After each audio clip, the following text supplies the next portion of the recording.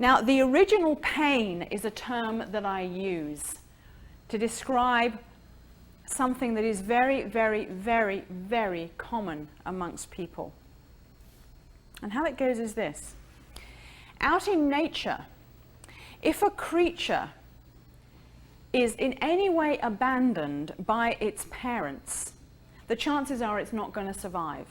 Of course, it depends from creature to creature. There are the odd creatures that are quite independent early on, but for the most part, and absolutely certainly any creature that bears any resemblance to us from a perspective of DNA, if they are abandoned by their parents, they will not survive.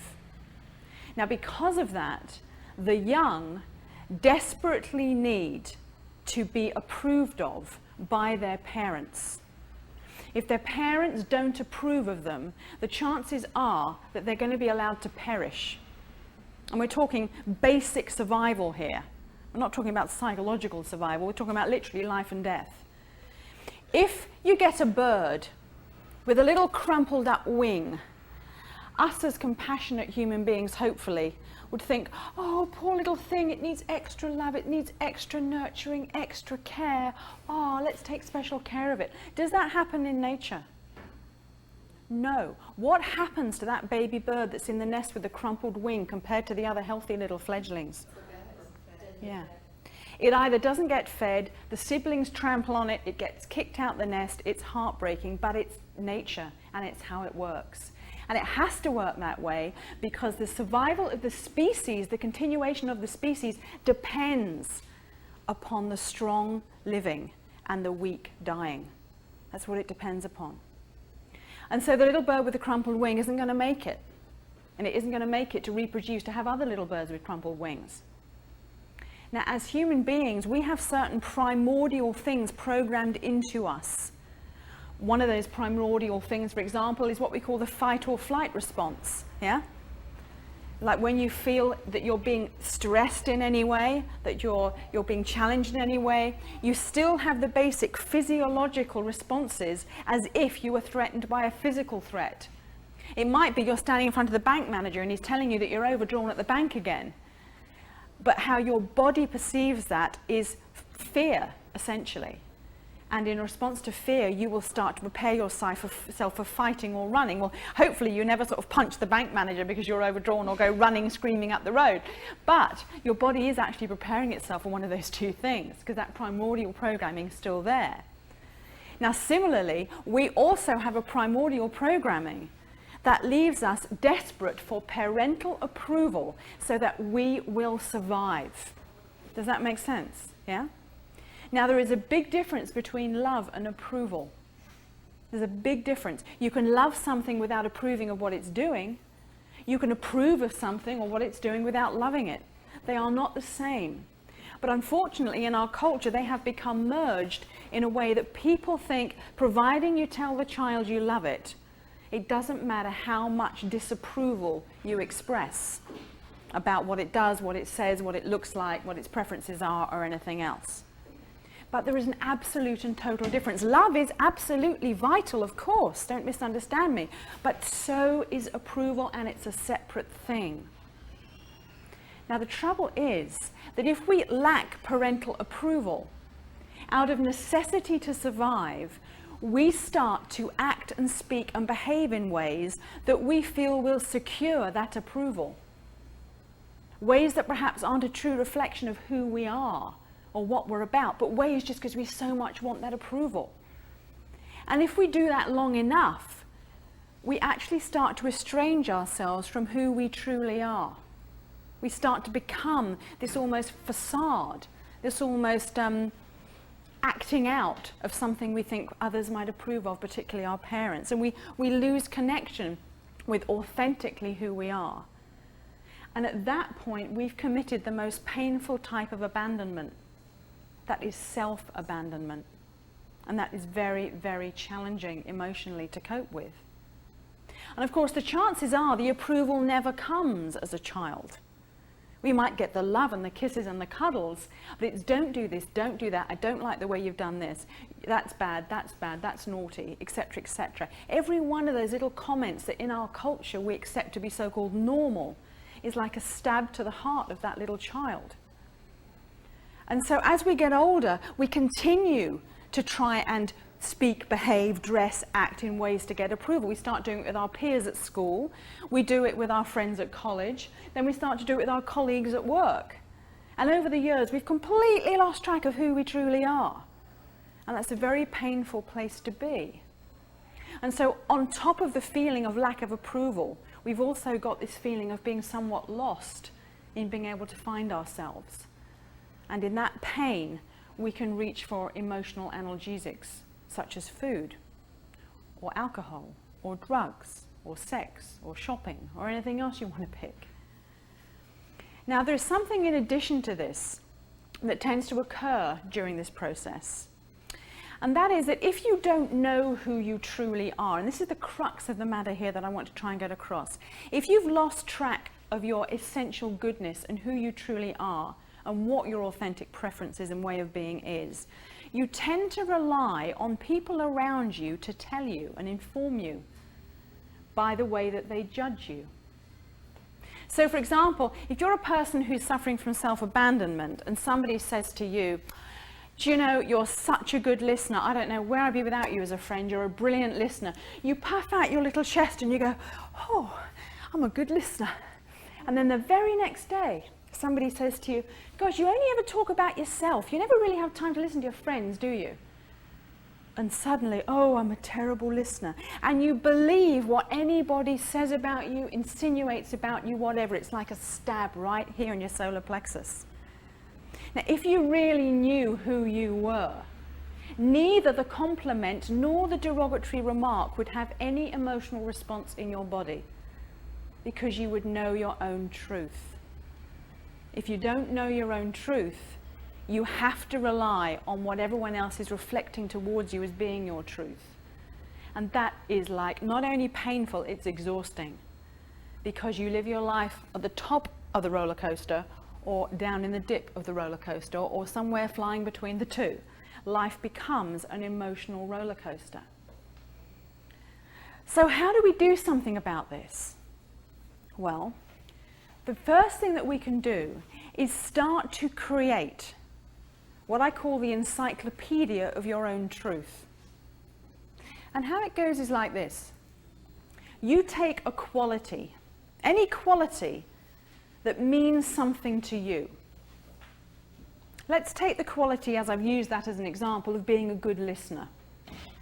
And you're not quite sure whether you're a good listener or not. So what you do is you put that quality on trial, just like you would if you took it to a courtroom. And first of all, you sit down with a piece of paper and you become the defense. And you list down all actual evidence you've got that you are a good listener. But when I say evidence, it has to be the sort of evidence that would stand up in court. It's no good saying, well, this person is a good, or I am a good listener because I think I am, or so-and-so said I am, or whatever it is. It can't be that inaccurate. It's got to be actually concrete evidence. Number one, I spent 2 hours on the phone Tuesday before last listening to my friend tell me about her awful divorce. Okay? Fact number two, I know I'm a good listener because the woman in the cash out wanted to tell me all about how difficult it was being a person who worked in the cash out with such long hours and so little pay, and I stood there for 45 minutes listening to her, and I knew she needed a compassionate ear, so I did it. You list down the actual evidence that would stand up in court. And then when you finish that, you become the prosecution. And with your piece of paper, you list down all the actual evidence you've got that you're not a good listener. Well, my mother-in-law called me up. She really wanted to tell me all about this new bowel operation she was having, but quite honestly, I just changed the subject and put the phone down quick as I could. I didn't have time for that, okay? Evidence you are a poor listener. Whatever it is, you list it down. And then you take that hat off too, and you become the judge. And you sit back and you look at all the evidence you've got that you are a good listener. And you look at all the actual evidence you've got that you're not. And you can go as far back in your history as you want. But the more current you make it, the more relevant it is, because we are all changing and evolving all the time. And you sit back as the judge and you pass sentence. And that sentence either is, I am a good listener, or I am still learning to become a good listener. It's one of those two. And you write it in your encyclopedia, this is my truth. Now at that point, if somebody comes up to you and says, gosh, you're a really, really good listener, and you know you are, you can simply say, thank you so much for acknowledging that. That really shows a loving heart in you, thank you. And if somebody comes up to you and says, you're just a lousy, lousy listener, you know what you say? Thank you for sharing. Yes, okay. But actually, I know that I'm not. I'm a good listener. But whatever happens, you don't get that, Now then, what if you go through this process, that you take this quality to court, and it ends out that, no, you're a lousy listener. You're a terrible listener. What do you do with it then? Well, you go and buy the cookies and the... No, what you do then is you realize that any undesirable quality that you have developed as you have evolved over the years has been developed out of need in order to cope. Because it's all we do is develop coping strategies. And if you think back far enough, you can probably remember when that particular coping strategy started to occur. And I'll share something personal with you now, is that one thing that I have is that I am possessive over my food. I freely admit it, okay? Doug is not. He is the most generous person. I mean, he will just invite me to take stuff off his plate. And he will give, if he's got 3 figs, he picks out the nicest one always and gives it to me. I mean, he couldn't be more generous. Me, forget it, okay? I'm like, this is my plate, your plate's over there, okay? And I recognize this is an undesirable quality in me, and I have to say I have tamed it over the years. But I took this quality to court, and my conclusion at the end of that was, yes, I'm possessive over my food. So instead of beating myself up, I thought, okay, why am I like this? There must be a reason I developed this as a coping strategy. And I look back into my childhood, and I realize that I have always actually been a very slow eater. Much, much slower than I am now. I've actually fastened myself up deliberately so I don't get so left behind at social gatherings. But I was by nature a very slow eater. And in my family, very often I would push my favorite bits to the side of the plate to look forward to and have them at the end. And I'd be eating away really slowly, and before I knew it, forks would come across. And they'd all take my favorite bits and go, she obviously doesn't want that. Or she obviously is full and can't eat anymore. And I'm going, no, I can, I just haven't finished yet. And I developed this strategy of becoming like this about my food. And by identifying where it started, it enabled me to acknowledge it as a truth for me, and to acknowledge that I'm now working on changing that. For one thing, I eat 10 times faster than I used to. But more importantly, I actually remind myself when I'm confronted with the challenge to think, this is a challenge, this is a quality you're trying to change. And so I go, here, Doug, have some of my figs that I specially put aside for myself. But at least I'm in process of trying to change it. Yeah. So when you find that the answer is a negative one when you've taken that quality to court, work with it, take it back. You will have developed it as a coping strategy. Now, I'd like you to all do something right this second for me. I would just like you to shut your eyes and just go into a little space of your own for a minute. If you don't want to shut your eyes, just look down. I understand that might not be comfortable for some people. All I want you to do, it's a nice little thing. I just want you to bring to mind a beautiful baby. Just bring to mind a beautiful baby. Newborn baby, just lying there, all giggles and smiles and wriggling toes and everything else. I want you to think about that baby and look at it, and I want you to sort of acknowledge, would you say that that baby was born essentially perfect? Yeah? Would you agree that all that baby wanted was to be loved and be able to love and be happy and have fun? That's it, right? Okay. Now I want you to know that the baby that is in your mind at this moment is actually you when you were a baby. And that's essentially who you are and who you were. Just totally lovable, wanting to love, wanting to be loved, wanting to be happy and have fun. And nothing that has ever occurred to you between now and that time when you're a baby has changed the truth of who you are in essence. You are exactly that same perfect baby who just wanted to love and be loved, play and be happy and have fun. That is who you are as you sit there in the chair today. Anything else is just baggage. That's exactly who you are. And I want you to remember that.